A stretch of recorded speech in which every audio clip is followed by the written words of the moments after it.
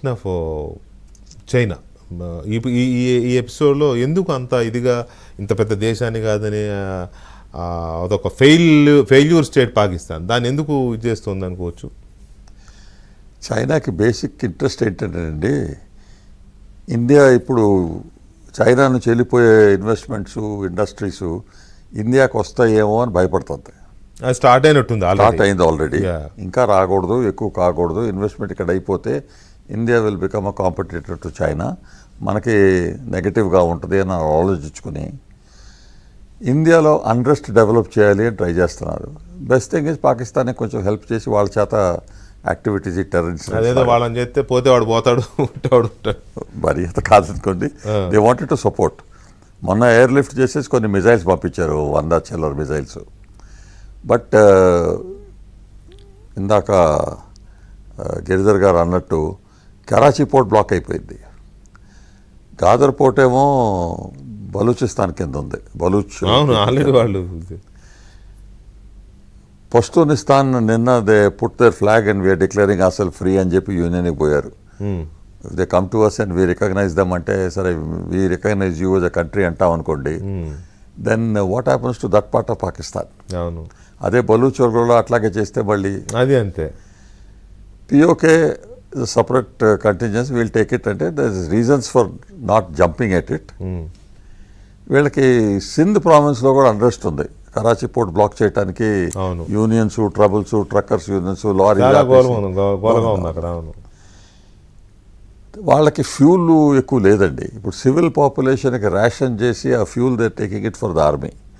ఆర్మీలో కూడా ఎన్ని రోజులకి ఫ్యూల్ ఉంది మీకు, ఎన్ని రోజులకి వెపన్స్ ఉన్నాయి, వార్లో వేస్టేజ్ ఉంటుంది కదండి. So how many days can you? శ్రీలంకలో చిన్న డిస్టర్బెన్స్ జరిగితేనే మనం పంపాల్సి వచ్చింది ఫ్యూల్ వాళ్ళకి, చిన్న డిస్టర్బెన్స్. అవును, రిలేటివ్లీ చిన్నది. రైట్. మొన్న yesterday I think about 10 trucks fully loaded China నుంచి గిరిధర్ గారు అన్నట్టు సీపెక్ రోడ్ ఒకటే ఉంది కాబట్టి దాని మీద వచ్చారు. వాళ్ళు చైనీస్ వాళ్ళు పాకిస్తాన్కి హ్యాండ్ ఓవర్ చేశారు. హ్యాండ్ ఓవర్ చేసి వాళ్ళు వెళ్ళిపోయారు. వాళ్ళిద్దరు మిగిలిన చైనీస్ ఉన్నారు అక్కడ. ఈ పాకిస్తాన్కి ఇచ్చిన తర్వాత వాళ్ళు మూవ్మెంట్ పెట్టుకున్నప్పుడు ఆ బలూచ్ వాళ్ళకి మనం ఇన్ఫర్మేషన్ ఇచ్చాం. వాళ్ళు అక్కడ బ్లో చేశారు. అవి ముందు మూవ్ అవ్వాలి ఇంకా.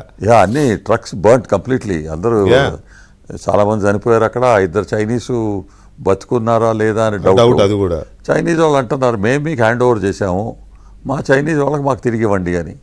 ఎక్కడి నుంచి తీసుకొస్తారు వాళ్ళది? Pakistan not able to handle Baluch. Pakistan ఆర్మీనే వాళ్ళు బందీలుగా పెట్టుకున్నారు 100 మందికి పైగా. చైనా వాళ్ళు ఎక్కడ వెళ్తారు? అదే కాకండి, ఇప్పుడు మీరు ఆలోచించండి. పాకిస్తాన్లో ఎకనామిక్ కండిషన్ సరిగ్గా లేదని చెప్పేసి గిరిధర్ గారు కూడా చెప్పారు, అది రైటే. ఫ్యూల్ లేదు, ఎలక్ట్రిసిటీ సరిగ్గా లేదు, తినడానికి తిండి సరిగ్గా లేదు. ఇప్పుడు ఈ వాటర్ కంట్రోల్ చేస్తే నెక్స్ట్ ఫ్యూచర్ క్రాప్స్ పెట్టుకోవడానికి కూడా సరిగ్గా లేదు. ఎప్పుడైతే వాళ్ళకి వాటర్ కావాలో మనం రిలీజ్ చేయము, ఎప్పుడైతే వాళ్ళకి అవసరం లేదు cultivation water if you flood it suddenly ఆ కల్టివేషన్ కూడా పోద్ది. So that control we got. We are using water as a weapon. It is a weapon.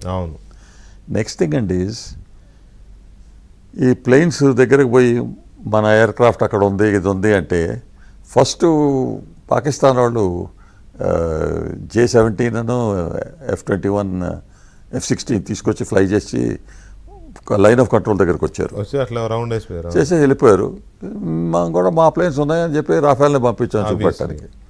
That is not important అండి. Everybody knows that our air force strength is far beyond. Air superiority కావాలంటే within matter of hours will get it. Main thing ఏంటంటేనండి, I have declared Simla agreement as void అన్నాడు. 1972ది అది Indus agreement is 1960. 1972 agreement void అంటే Simla agreement కారణం line of control and ceasefire అని వచ్చింది. అది మీరు రద్దు చేశారు. రద్దు చేస్తే మాకేం రిస్ట్రిక్షన్స్ లేవు. ఇప్పుడు లైన్ ఆఫ్ కంట్రోలే అర్థం లేదు. అంతే కదా. లీగలీ అదేం లేదు, గ్రౌండ్ మీద ఉంది. లైన్ ఆఫ్ కంట్రోల్ అని ఉంది, ఎందుకంటే వాళ్ళ పికెట్స్ ఉన్నాయి, మనకు ఉన్నాయి. వాళ్ళు ఏం చేస్తున్నారు, మన పికెట్స్ మీద ఫైరింగ్ చేస్తున్నారు, మనం వాళ్ళని ఎక్కడ కొడుతున్నాం. చాలామంది అక్కడి నుంచి పారిపోతున్నారు. చాలామంది పారిపోయారుగా, వాళ్ళ సోల్జర్సే వెళ్ళిపోతున్నారు. వాళ్ళ junior officers last month letters పంపించారు, anonymous letters to the chief. ఇదేం ఆర్మీ, మీరు ఎట్లా చూస్తున్నారు, you are not a fit general, అది ఇది అని పెట్టారు మునీర్కి. అబౌట్ దాదాపు 4,000 సోల్జర్స్ ఆఫీసర్స్ రెసిగ్నేషన్ లెటర్స్ ఇచ్చి వెళ్ళిపోయారు. అవును, మన డిస్కషన్ కూడా వచ్చింది, కరెక్ట్. సో ఈ కండిషన్లో వాట్ ఈస్ ద మోటివేషన్? వాళ్ళ ఆర్మీకి మోటివేషన్ ఉండాలి కదండి. అవును, మన ఆర్మీ అంటే కంట్రీ ఫస్ట్ అని అనుకుని వెళ్తుంది. వాళ్ళు అట్లా కాదు కదా.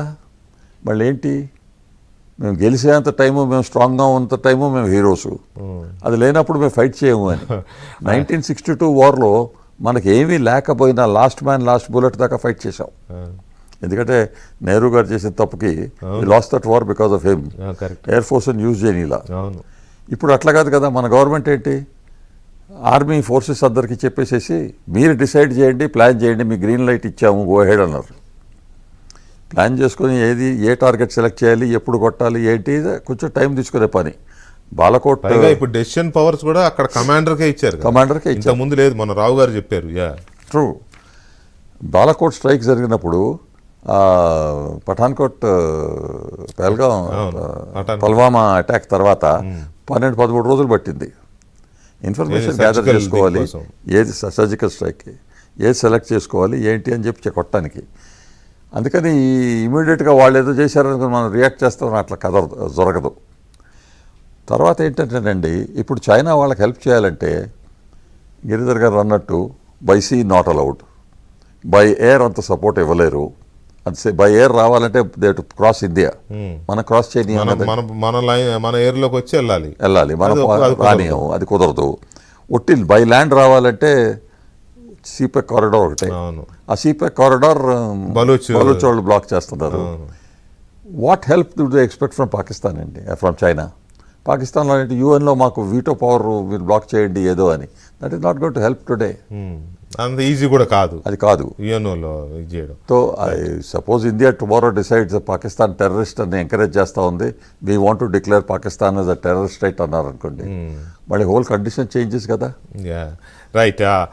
రావు గారు, ఇప్పుడే నేను ఒక ఇది చూశాను. అసలు పాకిస్తాన్ ప్రభుత్వం ఏం ఆలోచిస్తోంది, లేకపోతే ప్రజలు ఏం ఆలోచిస్తున్నారు అనేది ఒకసారి చూస్తే నాకు ఇప్పుడే ఒకటి వచ్చింది. భారత్తో యుద్ధం ఇస్లామిక్ వార్ కాదు, ఇస్లామిక్ క్లెరిక్ ఘాజీ అని ఆయన ఒక 1 minute చదువుతానండి. అది పహల్గాం అనంతరం